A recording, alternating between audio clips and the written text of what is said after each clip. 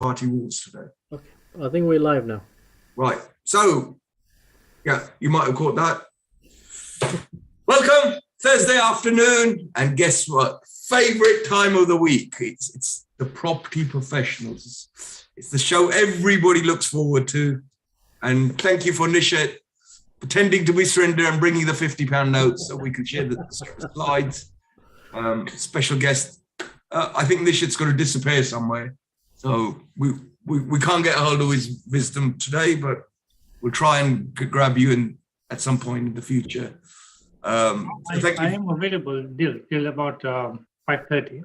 Oh, fantastic! So you could stay and give us your expert opinion. And we've got I'm not sure if he's going to be regular, but we have to twist a few arms to get hold of this chap.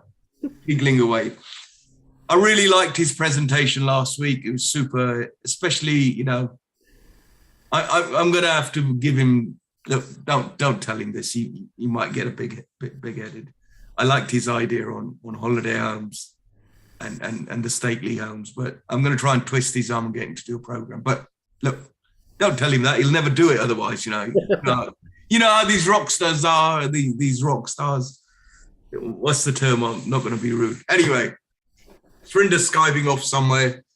So we're going to muck around while he's away. And we haven't got any £50 notes. We're just going to have to deal with 50p. So I've got a limited number of those. So we're going to be quick. But, as I say, by popular demand, Mitesh is back. Put away your colouring pencils. Get out your writing pens. Take some really good notes because I was shocked with his presentation last week. Mitesh, I'm going to stop talking. Over to you, mate.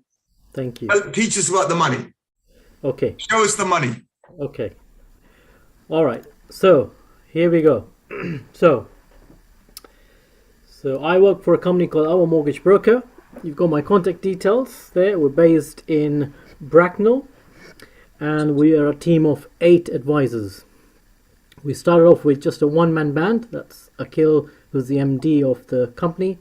I joined him just over 2 years ago, a week before lockdown, and now we're a team of 8 advisors. So we're a growing firm, and we've got combined experience of over probably 100 years, I guess.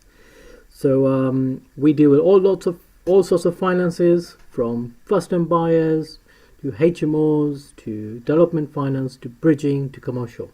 As long as there's an asset in the background, we can probably look to lend. So this time round, I thought it'd be good to look at different mortgage scenarios. So my presentation is slightly different.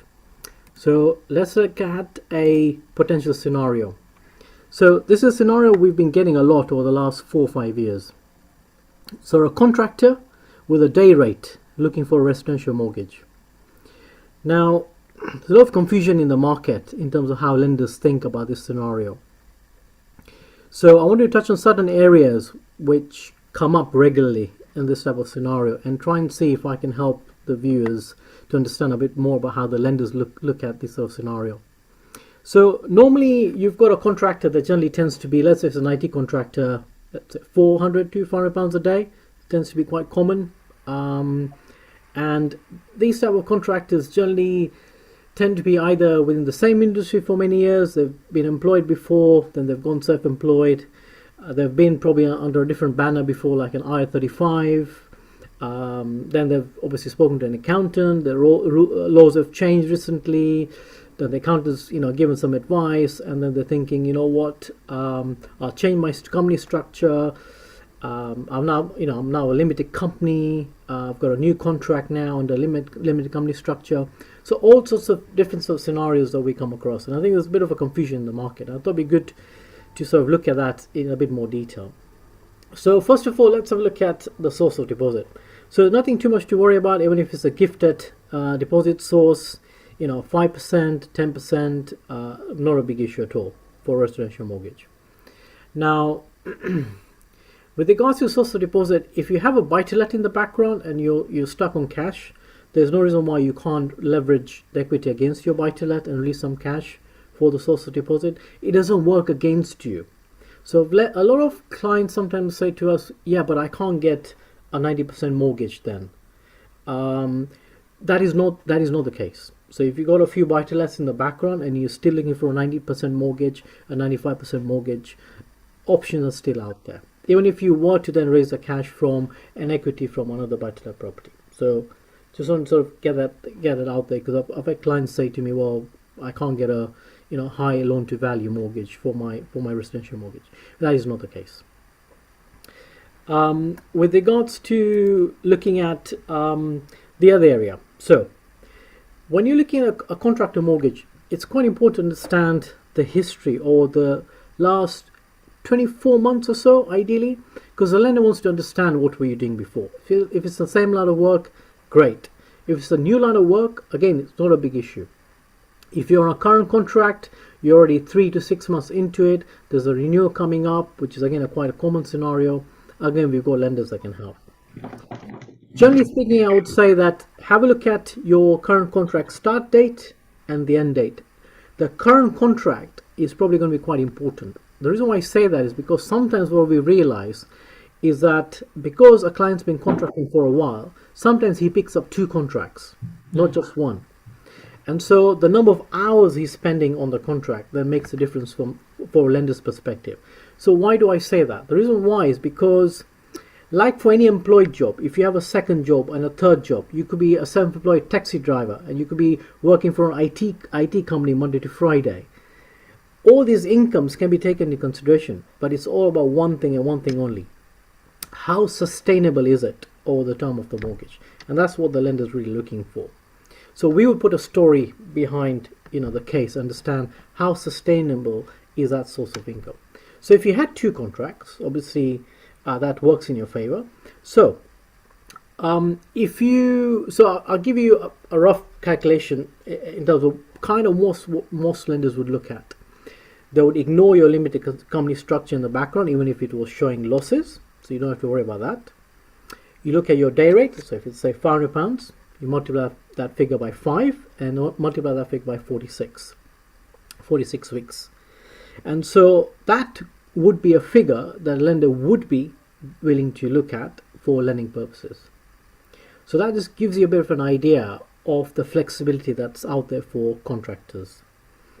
The reason why I've put the employment history over three-year period is because a lender would like to know if there's been gaps in your contract as well. So they don't like to see a gap of 8 weeks, 10 weeks in between. You've suddenly decided to take a big gap and then decide to start another contract. Some lenders aren't really comfortable, which is why I said or a 24-month period. If you've got a nice good history, it'll attract more lenders in terms of options.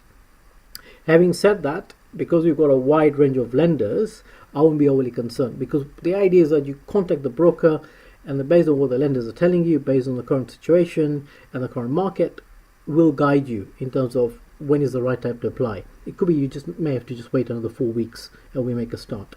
Or it could be that you just need to provide additional information from your previous HR company or the agency you were working for, get some extra information and put a case together, and you know what, you could get the level of borrowing that you need. You'd be surprised. I've done cases with contractor mortgages in the millions, and so you'll be surprised in terms of the level of leverage you can have, despite the fact that you're a contractor and you've got a limited company that's showing minimal profits or even a loss. The age of the applicant. So why is that important? So one of the things that I get asked a lot, how long can I stretch the term of my mortgage? I want to make my mortgage payments affordable. My bills are going up, everything's going up, I need to make it affordable. This is my budget. So the age of the applicant. As a rule of thumb, if you are the age of 40 and if you're not contributing to a pension scheme, I would say we have a cutoff around the 29-30 term mark. Most lenders are more comfortable around that age bracket. Some lenders are comfortable at the age of 75. If you are then contributing to a pension scheme, there is far more flexibility, and I'll leave it at that. Okay, any other income? So what do I mean by that? I mentioned earlier that if you had another part-time job, you had another self-employed income in the background, or rental income from buy-to-let properties that are declared on your tax returns, lenders can use that as well. If you've got a 2-year history, even better, because lenders will then potentially even use 100% of that income. So it just gives you an idea with this particular scenario in terms of what can be possible. I wouldn't just read on one lender's website like HSBC, NatWest, Nationwide and make a judgment call to say this is how lenders think. I would definitely approach a broker and find out kind of what the options are in the market. So I hope that's been useful. Second scenario, okay, far more complicated. Self-employed applicant looking for a residential mortgage. So we've come out of COVID, and I guess there's question marks around. I showed losses in the last year, maybe the year before. I spoke to my accountant. He said, "Look, these are the way things are. Unfortunately, you'll be showing a loss, not paying any taxes." Good, obviously, you're not paying any taxes, any corporation tax. You've managed to draw a salary and maybe a minimal dividend as well, or not. If you've shown a loss, probably not. So again, what would a lender look for? Ideally, again, as I mentioned last time, last 3 years tax calculation, tax overviews. Why is that important? It gives you an idea of your earnings. They want to get a feel of what you've been earning before, what the situation has been, which is why I keep on talking about the 3-year period history. It builds a picture, a profile of the client. That's what they're looking for. Details of the accountant, including the qualification, a very important area, because bulk of the transactions within this area tends to involve the accountant having to either fill out the accountant certificate, having the right qualifications, and sometimes the broker is so powerless that the lender will try and say, "We don't really want to speak to you, we'll just write to the accountant directly, and whatever figures they give us, that's how we'll make our judgment on this case." So getting the communication levels right with the accountant, making sure they're communicating with the broker on an email. You make sure you send the email to the accountant to say, "Please provide my broker all the information that it requires," and hopefully the accountant's got a bit of time on their hands and they're willing to obviously fill out those the lender's on accountant certificate forms for lending purposes. They'll be half a page. Most of them maybe no more than a page. Some may be more than a page, but there'll be questions where you'll be answering yes, no, not applicable. It'll be things like that. Last 3 years fully signed accounts. So why would you want 3 years signed accounts if I've given you personal tax returns? Very good question. Get asked all the time. So the reason why you need that is because the lender needs to know whether the business is sustainable in the first place to be able for you to draw that money, and they won't understand how the business is performing. So again, a 3-year picture gives you an idea. Sometimes what the lender would do, if you're nearing your end of your current trading period, so if your accounts are sort of, let's say, finishing end of May, for example, and you're trying to apply for a mortgage right now, and if we think that the latest year's accounts, because you now come out of COVID, is going to make a big difference on the proposal, then we may either need to wait a bit, or some lenders might try and say, we'll write to the accountant for a projection, and they will take a view. So by email, we can have an email exchange, and the lender might take a view, and you might get a high level of borrowing now, rather than waiting till the end of May. But the ideal scenario is for the accountant to prepare the full set of accounts, end of May, if that's your year end, and then look at the latest year's accounts, because it gives comfort to the lender, gives comfort in terms of what's happened in the recent 12 months history. They're really more concerned about the recent 12 months ideally. The previous years, it's more of a trend. They want to understand what's happening in the business. Turnover, how your balance sheet's looking like. They'll keep an eye on it. They won't tell you, but they'll keep an eye on it, just to see kind of whether they've got any concerns. Are you showing a net asset figure rather than a net loss?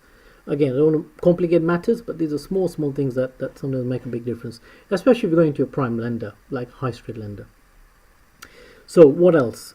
Previous years showing losses, so I've covered that, but having said that, if the latest year's accounts are showing a profit, lenders will take the latest year's accounts and take 100% of that income, not half, not an average, 100%. So why have I got salary, dividends, net profits? Not to confuse everybody, but gives you an idea. You've got lenders that are happy to use salary and dividends, or they can take salary and net profits. And some lenders are very good in terms of flexibility of criteria. They'll take net profits before corporation tax rather than after. So which means your income levels will be higher. That works if you're let's say 100% director shareholder of the business, or even if you're 50-50 with your missus, for example. So each of you would have 50% of that income that can be taken into consideration. So again, areas where may sound complicated. It isn't that complicated because we obviously deal with this type of transactions day in, day out. But all you then need is just a couple of bits of information by email. A good accountant is happy to, talk to the broker. So, in terms of looking at finally, in terms of who I am and kind of a bit about what I do. So this is a recent Trustpilot review that I had from a client. We did quite a few mortgages over the last 6 months for them. They were first-time landlords as well, and they were buying all parts of the UK, and they really needed a lot of hand-holding. It took a long time. As a landlord, I'm sure if you're a landlord right now, even with one property, you must be aware the amount of admin work that's involved being a landlord. It's huge. You need a lot of advice, the right accountant. You need to be up to date with APC ratings and all sorts of things that have come out recently. So it's always good to surround yourself with the right type of people. But as you can see, we need to obviously have a lot of patience in dealing with clients. So this has been there on the Trustpilot review. And it's interesting that there's a comment made here, ahead of the game, and this is why I've put this on the slide. I'm always thinking 2 steps ahead of the game in terms of the inquiry. So I'm always thinking what's going to go wrong up front. And so a lot of the time when I deal with inquiries, when I've had the 15-20 minute conversation with the client, I'm always saying to them, think about this, think about that, make a phone call to the lender, get your consent to let if you haven't done that, provide me this, your APC ratings run out. I've just looked at it on the APC register, get that renewed quickly. I've just had a scenario just right now within the last hour. Client sorting all that out, with catching up again tomorrow, and then the next steps will follow. So why am I doing that? Is because technically, if I'm going to then apply for a mortgage when these areas are not sort of ticked off, then that case is going to get stuck. It's like a, how should I put it? It's going to get stuck within the lender system, whereby they'll just park it and they won't be able to review the case. And so it doesn't help the client nor ourselves, because what tends to generally happen with applications that you'll have this stage and they'll turn and say within a week, why is the valuation not booked in as yet? So you want to make sure as a broker you've got everything up front, and by the time you're ready to apply for the mortgage, literally within 24 to 48 hours, the case has been assessed, valuations have been booked in. And most lenders tend to do that. Within a 48-hour period, they'll do the initial underwrite, case gets picked up. If they're happy, they'll trigger the valuation straight away. Everyone's happy, because up to that point, there's low pressure. After that point, you're relaxed, because the estate agent's happy, everything's booked in, broker's happy because the case has gone in, then the underwriter's got enough time. Within a week, you'll get a decision. Within a week, hopefully the valuation's back. Within 10 days, the offer's out. And everyone's really happy. So these are scenarios that we've come across quite a lot. Again, you just have to prepare and plan in the right way. So in terms of the area of expertise, so as I mentioned earlier, we can look at bridge finance, commercial, development finance. I'm currently looking at an exit on a development finance. Somebody I helped during the COVID period, who I managed to save over £160,000 in interest because he managed to get a government-backed funding on the development finance, which I managed to arrange. Very lucky they managed to get that. And the reason why I got that was quite simple, because when you have a lender that's exited the market or gone bust during the COVID period, he qualified for that reason. And obviously he's now come back and said, look, what are my options? My properties are going to be ready next month. I might be thinking of selling one, might be thinking of doing a buy-to-let, repay the existing lender with the development finance loan that I've done, and let's buy more properties. I said, yeah, why not? Second charge option, portfolio landlords is 80-85% of my business. Residential complex mortgages is also part of my business, as I've just shared. And personal business protection, which we don't tend to talk about a lot. So that's to do with life insurance, critical illness, income protection, all those areas that are quite important. Especially what I'm noticing the last couple of years, where a lot of celebrities, young people, famous people in the 20s, 30s, 40s, are passing away sadly due to one illness or the other. So again, an area not to take lightly. I just want to finish off sharing some other slides about an event that's coming up. And so this This is an event that's been organised by us, our mortgage broker. We've got a team of lenders coming on board, and I think if you can attend, it'll be really, really good. The purpose of the event is really to educate our clients to understand kind of what lenders are looking at, how estate agents are thinking, areas like wills and trust and all those areas as well. So I think it'd be really, really good if you can attend. There'll be a Q&A panel. There'll be us. There'll be Jamie from Sotera Planning, who's an expert on wills and trust. Avocado Properties, who are an estate agency that we work very closely with. As I said earlier, specialist lenders coming on board, talking about bridging, buy-to-let, the urban finance, the BRRR ending that we had last time that Dil discussed. That's going to be covered. Commercial, and I guess you're thinking, when's that happening? It's 12th of May, 11 to 5. Tickets are £10, and you can go to Eventbrite and book it. The other good thing that's happening is on a Thursday, there's a lady called Mani Chopra that does her events as well in the evenings, so you could obviously then have access to that event as well. So I think it's an event not to be missed if you can attend. As I say, it's just £10. You're getting a lot in terms of content for that day for sure, compared to an event like this, and it's happening on the 12th of May between 11 to 5. I hope you found all that useful.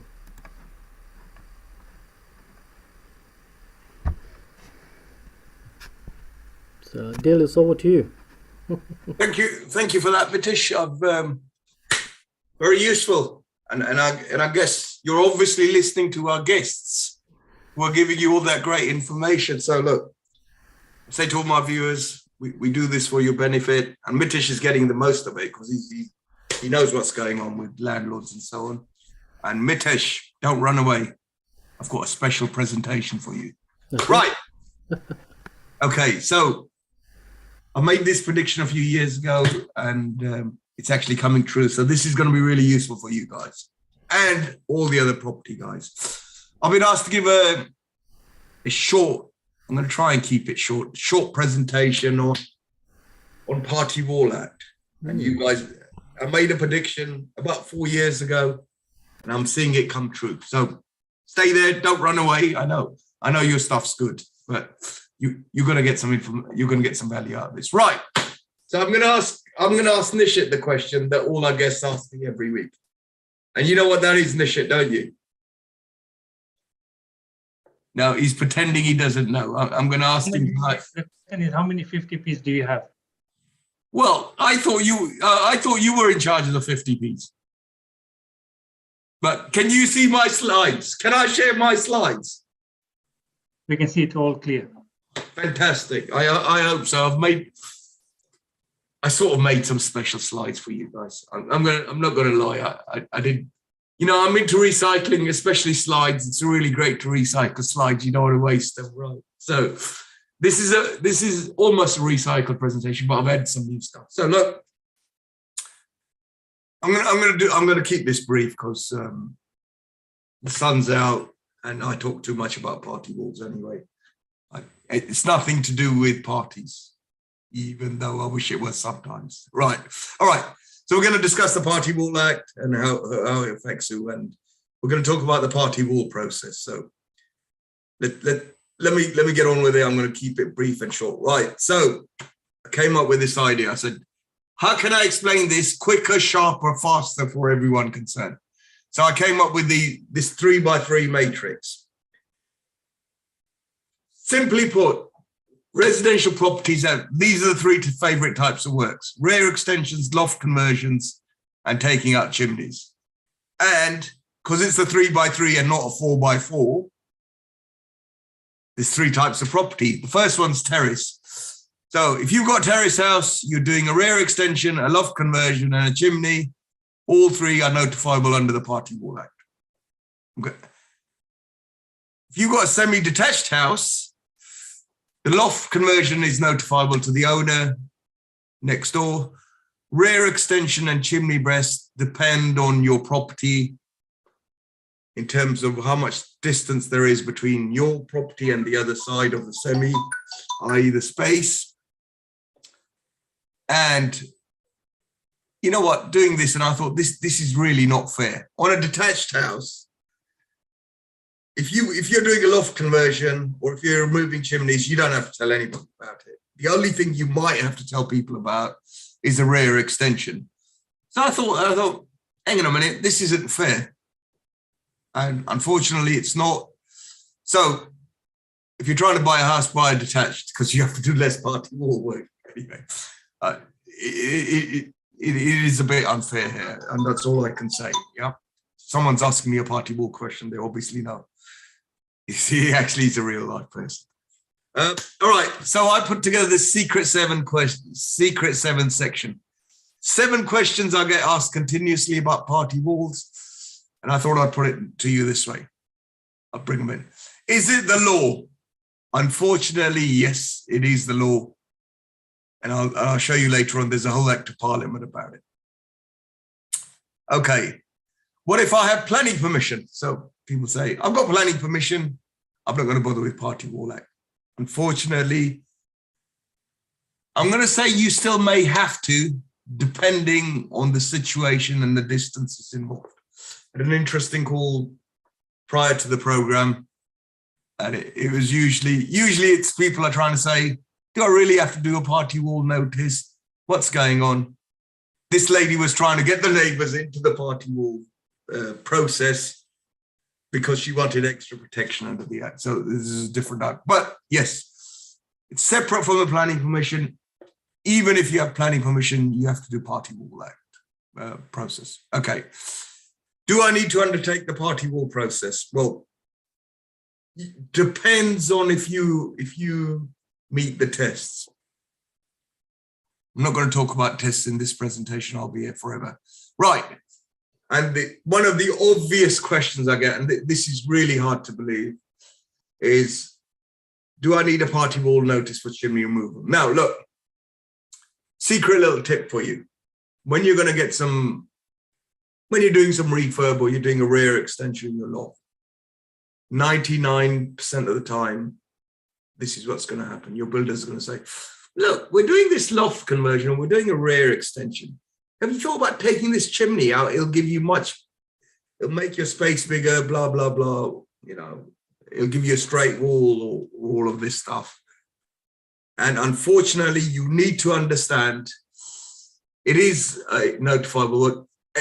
Actually, it's one of the works that is most likely to cause damage out of the 3 I listed earlier. Now, is a little secret tip I'm going to give you, an extra. You could put that in the process when you're doing your notices. I'm going to come to that in a minute. Doesn't cost you extra and you're covered. And even if you don't do it, it's no big headache. So secret little extra tip. But moving on with the list. Right. My neighbours have dissented. Can they stop me works? No. Can they stop my building works? No, they can't. Dissent is, and this is where any lawyers, close your ears, because I'm going to upset you now. It's just a legal term for saying we want to appoint a surveyor. So don't get upset. They can't stop you, use the Party Wall Act, stop your works. And that lady didn't like it when I had to tell her that. She was trying to stop the neighbours' works, okay. And this I get really a lot, and I blame the government for this, because they wrote a booklet in 2001, I think. And the advice in the booklet is, yeah, have a chat with your neighbour. Completely. People have chats with their neighbours. Neighbours say, yeah, it's fine. Then they change their mind, and then they appoint surveyors, and it goes totally pear-shaped. I guess I'm allowed to say that because it's not really swearing. But yeah, over the fence chats, nice, fantastic. You give them a cup of tea, flowers, whatever you want. Give them I was going to swear a minute. Give them the notice to go with it. It's the only way it's got value. And I'm increasingly beginning to think, don't talk to them. Well, not about party wall bits. Right. I sent my neighbour a party wall agreement. I've received no reply. Can I start works? No, you can't. Okay. because, and I'm going to get upset at Boris. It wasn't Boris and Co. They didn't make it. They came out with this booklet. They keep updating it. They keep moving it around. It's the thing that everybody Googles, and it's got this bit missing. And I'm getting really irate about it. So forgive me if I'm having a tantrum. Just to emphasize on the last point, no, you can't. And I'm going to explain what you should do in a minute. I'm going to go into it now. Okay, why undertake the party wall process? Right. First point, it's the law.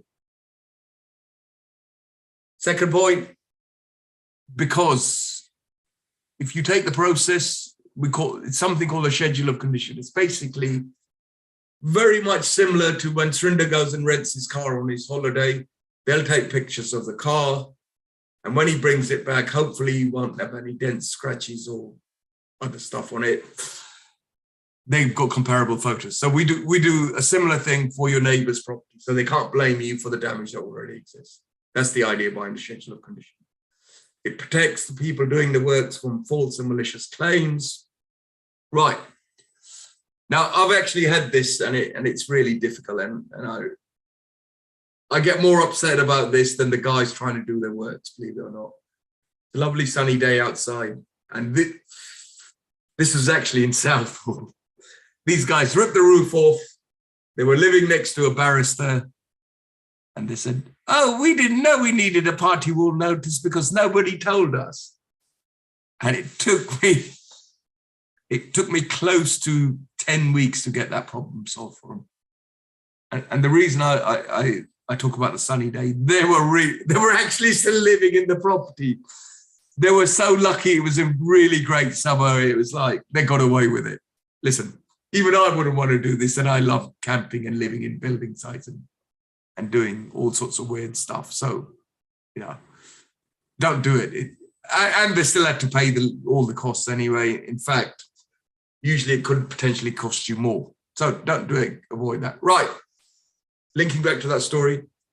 If you're planning to do works, it's your responsibility. It's not your builders, not your architects. It's not even mine, actually. And it's not Mitish's, and it's not Surinder's. It's your responsibility as someone who owns the building. So, look, it's great buying properties. It's great building portfolios. It's great extending them and all the rest of it. But you need to understand your own responsibilities. So, I just said that bit. Right. Now, back to that story in Southall. It was really funny because I said, you guys have really picked the wrong neighbour to muck about on this, because she was actually a barrister. It would have cost her £241 to get an injunction. And look, I've had cases, well, hopefully not, luckily not too many for both the owners and me, because it's really stressful. B, if you get into legal action, you're going to get, the judges are going to take a dim view. And number 3, you're going to have to do it afterwards anyway, so you might as well do it now and avoid the extra cost. And just to make sure the sandwich is complete, it is the law. Right? Just remember that. Right, focus groups. Wake up if you're snoozing. This is really interesting for you. Who is this important for? Well, architects and construction professionals, because when they don't do the Party Wall Act and people extending their homes blame the architects and the builders because they didn't tell them, even though it's not their job to tell them. But anyway, so if you're an architect, construction professional, make sure you have some sort of understanding. If not, just give them my details and I'll explain it to them. Right. Property developers, and our friend with the money talks about property developers quite a lot. We talk to property developers here. Look, whether it's one house you're refurbing or you're doing an entire development, you need to be aware of this. And I'm going to come to the next point on the list, and this cross matches with property developers. So, next point on the list, financiers. So if you're a mortgage broker, you do bridging and development finance, you need to make sure your people know about the Party Wall Act. Now, why? Twofold. I made a prediction a few years ago I mean, this is going back some time. This was before the lockdown. And when I was speaking at meetings in life, and in real life, not this virtual reality stuff that we're doing now. Mind you, I quite enjoy this virtual reality stuff, right? Okay. Anyway, I started speaking at meetings, and I'd only talk about party walls because that's my day job. But I said, look, finance guys, you need to wakey. Yes, you're selling a mortgage, and Mitesh talked about staying 2 steps ahead. Your guys will need a party wall agreement at some point. And guess what? It came true. We've had a number of projects where the finance guys are saying, yeah, we'll lend you the money. Where's your party wall agreement? I was talking to a guy yesterday. They took over a project partially way through. And he said, what do we do about a party wall agreement? Because they're being asked when they sell their property, where's your party wall paperwork? They're being asked by the finance guys, all right, we'll lend you the money. Where's the paperwork? And party wall is one of those slots. And most importantly, if you're going to do development, don't wait for the finance guys to ask it, because you can't start works. You might as well get that started as soon as possible. Because it can take, I would say up to 3 months is quite a fair period on average. Right. So property managers, we haven't got any today, but you mentioned EPCs, and it's one of those things. If you manage a portfolio and if you're an investor, you might be getting party wall notices. So you need to know, that's the other side of the fence, but you need to know what to do with those. Okay. And most of all, most people are homeowners. If you're doing your extensions, you need to understand the party wall process. Right. So like I said earlier, it's the law. There's the proof. I stole that from the law paper. And I get this question quite a lot. I've had this question more times than I'd like, actually. Is it the law? Well, there's a whole act of parliament about it. It's called the Party Wall, etc. Act 1996. I'm not going to go into the word etc., but basically it talks about excavations. Everybody thinks the Party Wall Act is just about where you share a wall with your neighbour. It's a bit more than that. But it's not about boundary disputes. So if you're having a fight with your neighbour over the boundary, nothing to do with that. But anyway, people fail to understand it. So look, there's the proof, Act of Parliament. Right. Okay, party wall process. How can I make this really simple? And I've thought about this, and I think I'm nearly successful in the way I presented. So I'm going to keep it really simple. 2-stage process. Stage 1, started by the building owner. They give notices. So, and I'm going to put people in the I'm going to start putting people in the naughty corner because I hear this too often.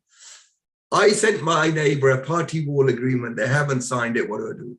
No. Look, they're referring to a party wall notice. That's stage 1.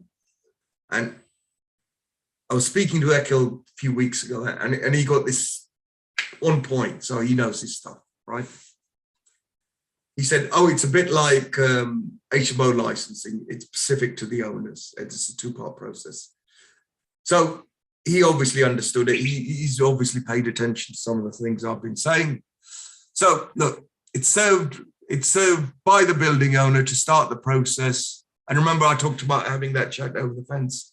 You are going to talk to your neighbours over the fence, only if you're on friendly terms. And give them a notice at the same time. Don't just have a conversation. It's no good for anyone. It doesn't serve you. Now, I've just really realized why people suddenly approach their neighbors, give them a party wall notice, and it doesn't work. Now, I've got an inside secret. I'm going to tell you now.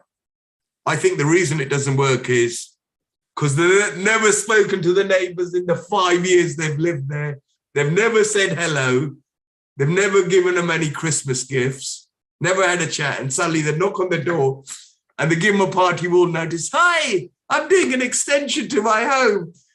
Would you sign my party wall notice? Of course, they're not going to sign it because you've never spoken to them before. You've got no relationship. So in terms of having a conversation with your neighbor, if you've never had a chat, never given them a box of chocolates, and never done anything before, you've got no relationship with them, don't give them a party wall notice. Just post it. You're better off doing that, right? So, you know, it's a bit suspicious when I usually get people saying, look, I'm going to do an extension, so I'm going around my neighbours. I'm giving them a box of chocolate or a wine ball with my party wall notice. And I'm thinking, obviously, I know what result you're going to get. So anyway, sorry, I'm going off tangent. Now, I'm going to keep it. Right, stage 2. This is only 2 stages, so they've kept it simple for you. Unfortunately, stage 2 is decided by the adjoining owner. And Akhil pointed this out. He said it's very much like a lease extension process in law.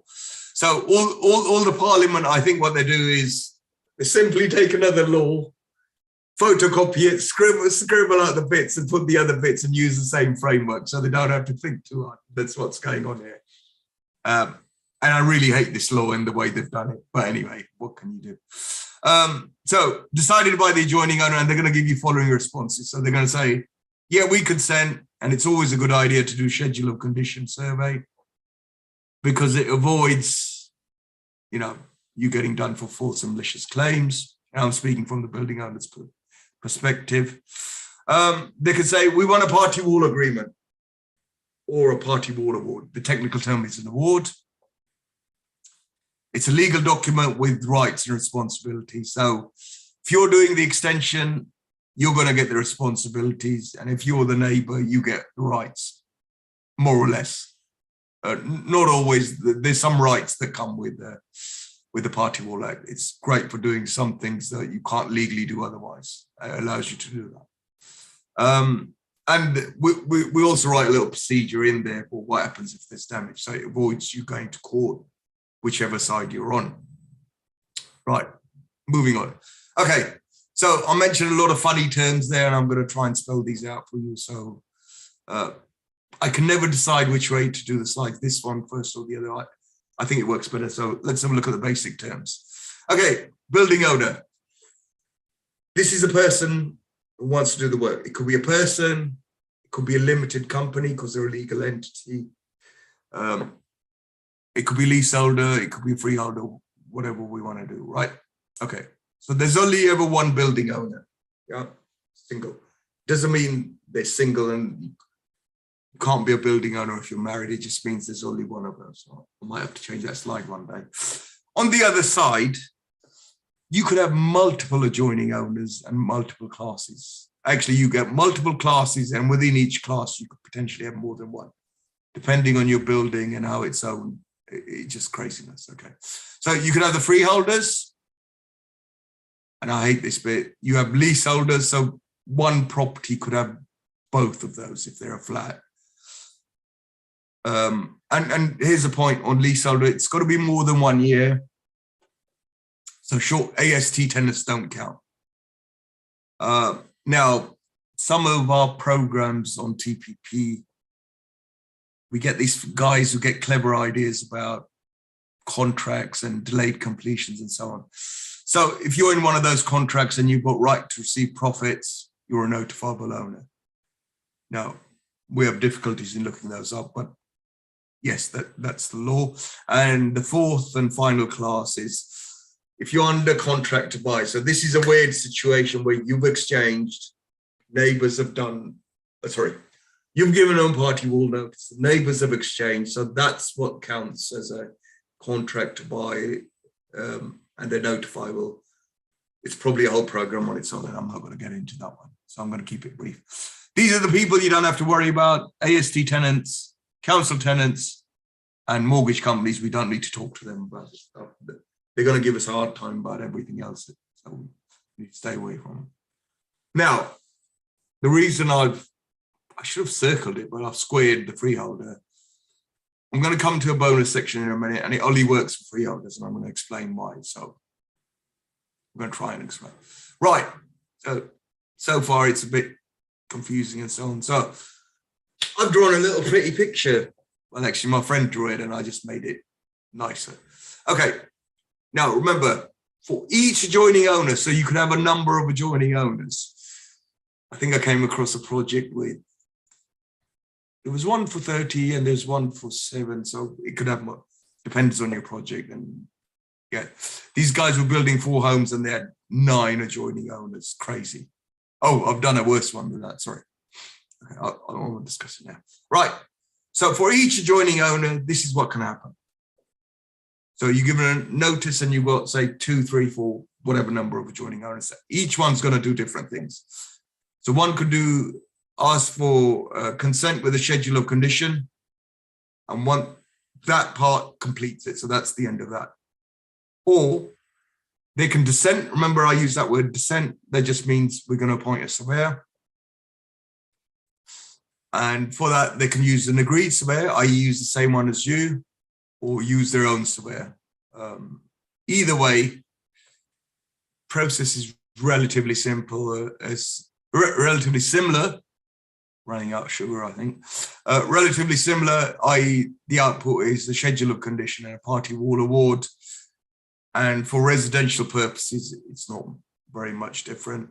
And once they've done those, bingo, you're away, you could start your works for that adjoining owner. Now, ideally, you want to complete it for all your adjoining owners, or at least a bit. I don't really recommend this. Sometimes you can stage your project, but you can't control the builders. They'll get out of hand. Right.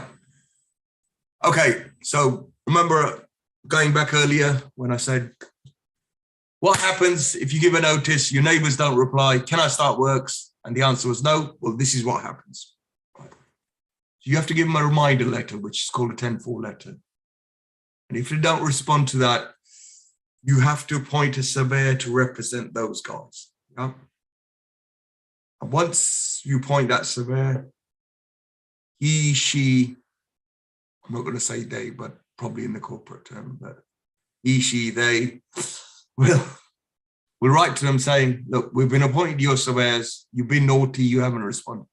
They haven't been naughty. I'm just making that bit up. They haven't been naughty, but they haven't responded. Please give us access to the schedule of condition. And at this point, the most common question is, what happens if they don't let us in?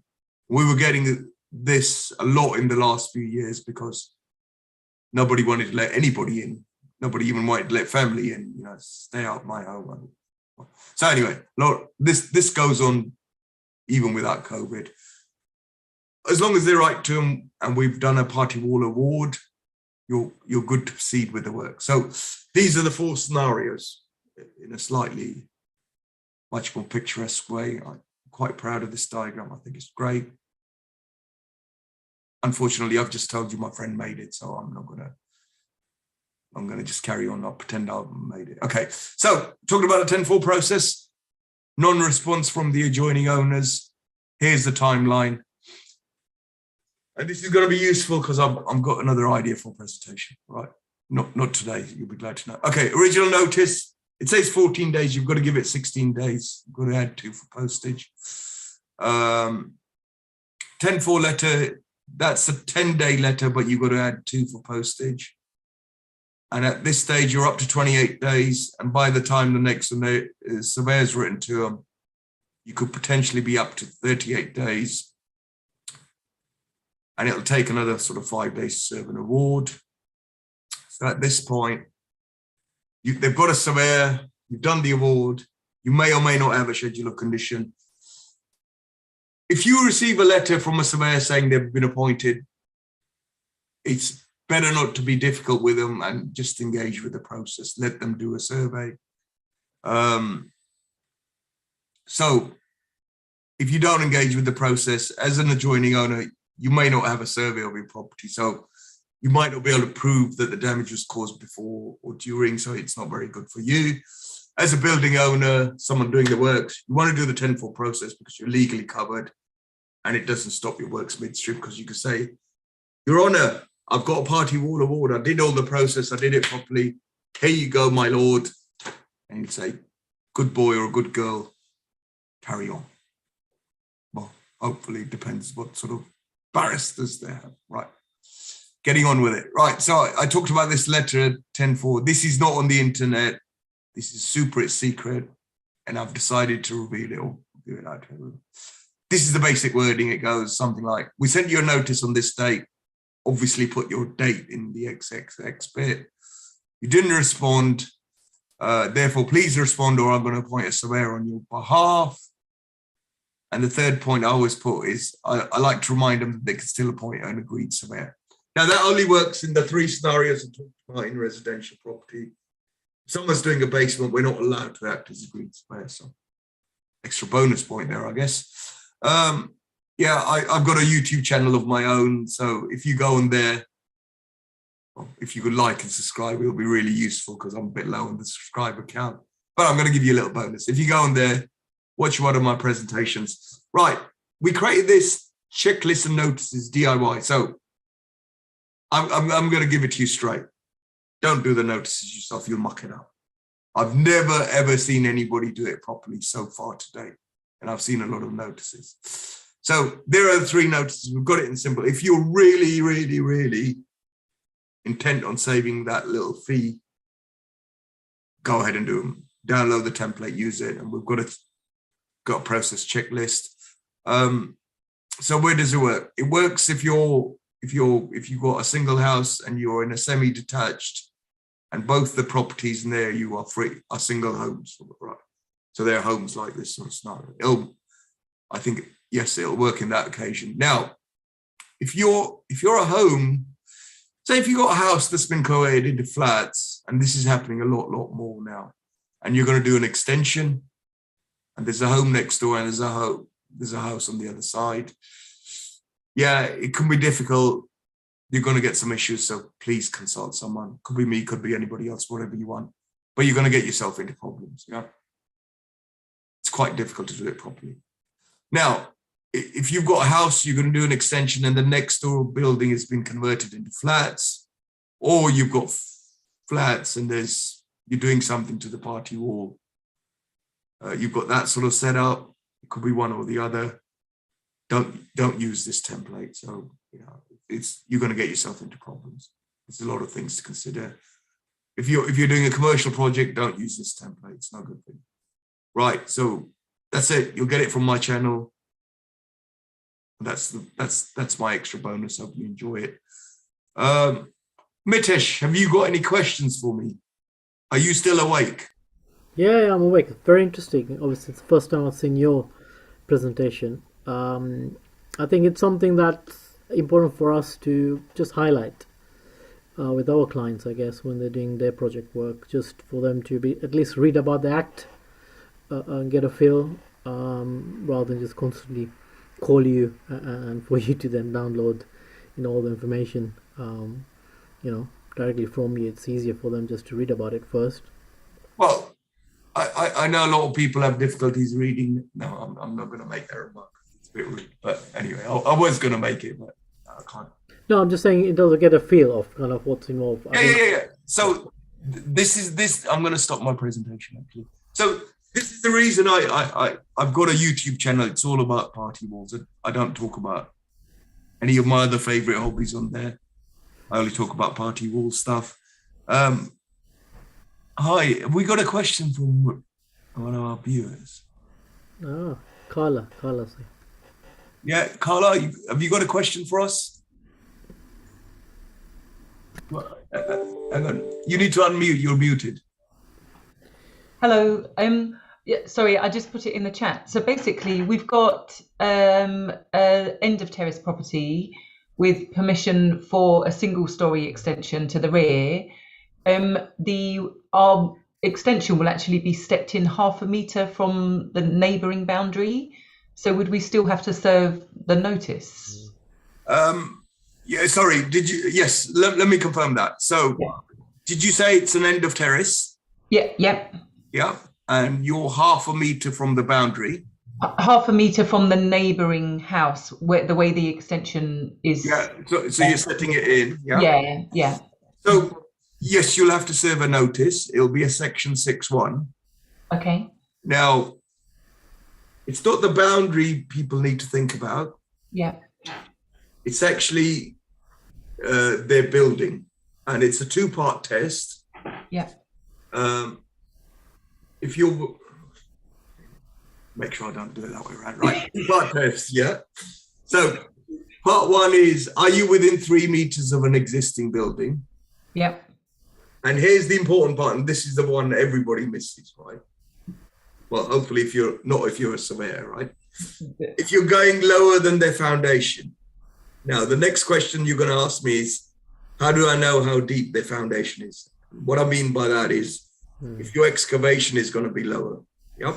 Yeah. So, way to gauge that is if their property, i.e., your property, probably built at the same time, has been built prior to 1980. Yeah. Yeah. Those properties have quite shallow foundations. Okay.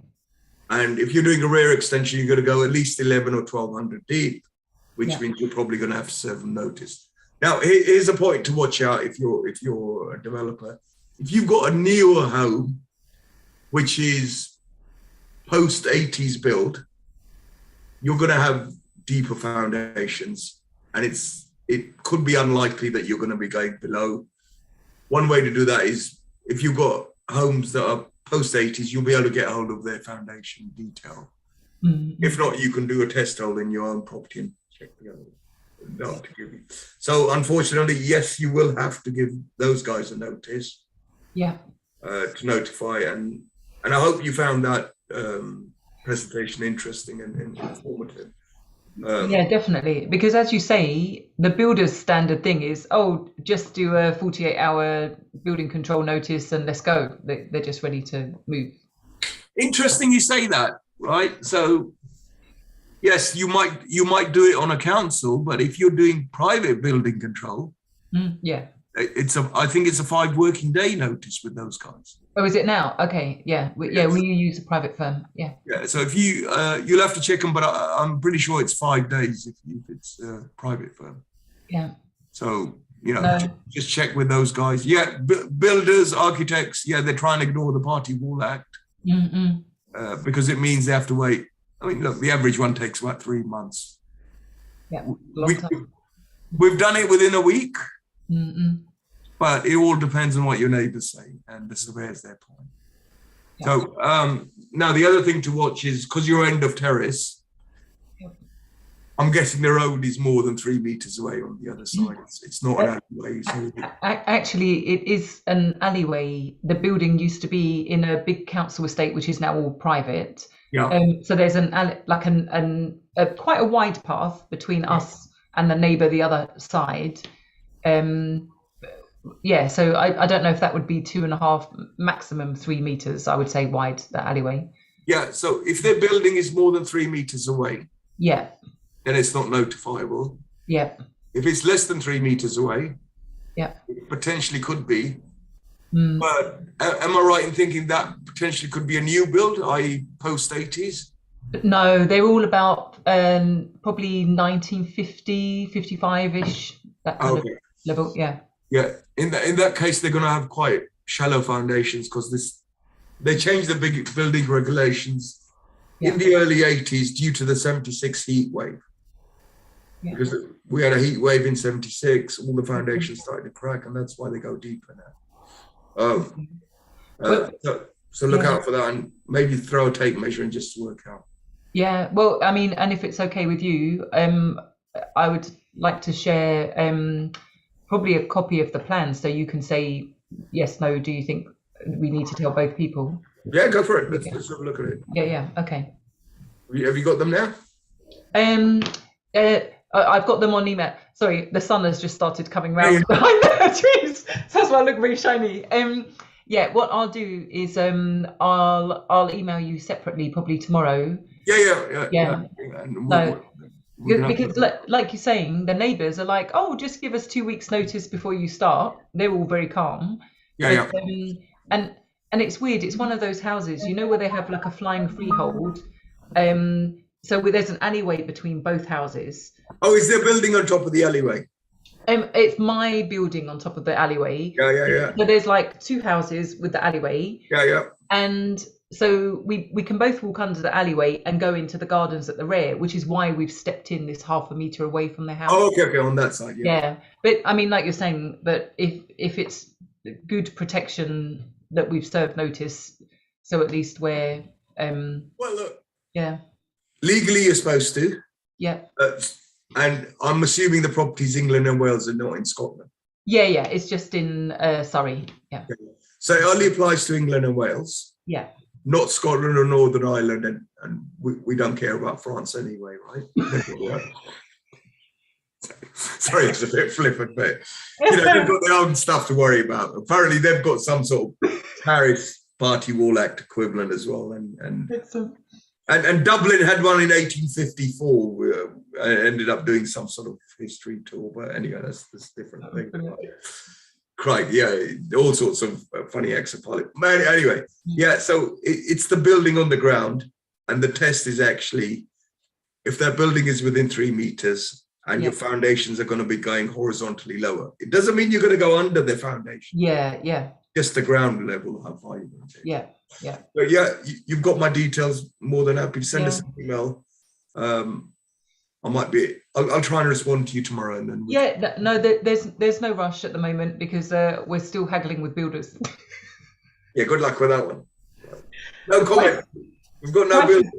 Jack's not on the show, so I could be slightly discouraging on that. The prices are out of control at the moment, but well, building materials have a habit of going up, and what I've noticed is when they go up, they don't usually come down that much, and they carry on going up for the next time the factory closes. So, thank you for your question. That's really interesting. No, that's helpful, and also, Mitesh, my brother is just looking for a house, and he's self-employed, so he's got all of the data. So I'll be in touch for him. Sure, no problem. That's good. I just have one question, Dil. So, I'm going to charge you extra 50p though. I know. Obviously, I mentioned earlier about clients being encouraged to look at the act themselves, so they get a feel of the fact that there's a law out there for these areas. I guess what I just want to get a feel. I mean, you don't have to, tell me, an answer straight away now. But I mean, if I had quite a few of these clients that were unaware of this area and I guided them in the right direction, obviously they'll ask for your information, just like what Carla did. Oh, yeah. You'll be bombarded with 10-minute phone calls, 15-minute phone calls. Would you normally then charge for your services, or would you be happy just to provide free advice? Just say yes, no, do this, download a checklist if you want, or appoint my service. Yeah. So if you go, I've got my contact details on the slides. So if you go to my channel, you can download the notices absolutely free. Okay. Or you can send me in. Where's my? Hey, there you go. Me telling you off about your slides. No, it's fine. I haven't even got one with my email on it. So no, it's fine. I just want to check if they decide to start emailing you or calling you. Are you then? Do you normally sort of provide this as an initial free conversation? Well, we always have initial conversation. Okay, fine. We're nice people, a bit like you guys. No, what I don't want is, because I know it's an area that can be quite complicated. So I guess you can quite easily get bombarded with lots of phone calls. It's all right. I like talking about party walls. I'm thinking of doing a party wall clinic on YouTube, but that's. But anyway, no, give them my details. You've got my details. I'll put it on the. I haven't got it on any of my slides. How's that? It's okay. I've got your numbers and everything. So pass them on. Yeah. Akil's got my number permanently. He keeps talking about other stuff, but no. Anyway. I know. Yeah, so you all look, if they've got something complicated, something simple, it's always lovely to have a chat. No, I think they'll appreciate it. Yeah. Just like I didn't know about all this stuff. They'll appreciate the fact that all these things. I mean, you'd be surprised. I mean, I'll leave it at this. I mean, I'm conscious of time, but I had a case recently where I had to get involved. It was a buy-to-let remortgage, and there was a lady I kind of knew very well, and she was out of the country as well at the time we were doing the remortgage, and there were issues that came up due to all these areas of planning and stuff in the past, not being registered with the council properly, paperwork half here, half there, digging up the file, but who knows, stuff like this as well, it is extremely important. So we always talk about making sure planning consents are there, you got the right documents, make sure that everything's visible within the websites, with the local councils and stuff, because the conveyancing services are always checking online. And when they don't get stuff online, this is when it becomes a problem. Yeah. So I had to physically get involved, spoke to the lender, solicitor, says, chill out, it's a remortgage, it should be fine, it's a house, everything's fine. Why don't you just they don't normally do this. I said, why don't you just make a phone call on my behalf to the lender? And they actually did. This is where your relationship with your solicitors pay off. And they did, and they were like, fine, they don't care, they're happy, let's proceed, and completion then happened just like that. So this is something that I felt was a bit minor, but I mean, what you're discussing, obviously, party wall areas, can be quite serious. So, this is about historic stuff. Obviously, I'm talking about when extensions are done, but all of these play a big part in the whole process. So, which is why I mentioned that it's nice for a broker to be able to talk about party wall. It's not a conversation brokers normally have, to be honest. No, they don't. And like I said, you're going to get affected by, as a broker, if your clients are developers, and by that I mean even if they're doing an extension on a property, they're going to get affected by it in three ways. First of all, the finance guys are going to want to know if they've got one. It's going to delay the start of their works if they haven't planned for it in terms of timeline. And then on the other side of the works project, when they're finished, if they're planning to sell or remortgage it, they're going to get potential issues there because the lenders are asking for it, or even the solicitors and people buying it are asking for it. Yeah. Look, I know there's too much paperwork in the world. I agree. I think this law is almost out of control as well. I'm going to get on my hobby horse in a minute. But look, my job is to keep everyone legal. It's, whatever I think about the act and the law and the way it's being run today, I think it's terrible. It's not good. But unfortunately, it's my duty to keep everybody compliant. And, I can hear myself thinking, I know you're not going to like the answer here, but like Carla said, do we have to notify the other owner? Exactly. Legally, yes. From the sounds of it, without looking at the plans, and and this is the way I look at it. I might not like the answer, but I have to give you the right answer. Yeah, I understand. And especially developers, because look, what's happening is they're getting penalties on the finance, and they're too busy trying to look at what kitchen or what bathroom they're going to put in, and if you miss the paperwork, you're going to be stuck for a long time trying to get this thing sorted. And I'll give you a little inside secret tip. So when we get surveyors on the other side, adjoining owner surveyors, when they know you're in a hurry to start a project or your builders are on site, they use that as a pain point to ask for extra information to up their fees. That's an inside industry tip. It's terrible. They shouldn't do it, but too many times they do. And I'll probably get struck off for saying that, but anyway. but I see it too many times. Right. So I hope everybody found that useful. Time to go and get some vitamin D and get in the sun and whatever else we want to do. But look, I look forward to all your queries. It's really lovely to get questions.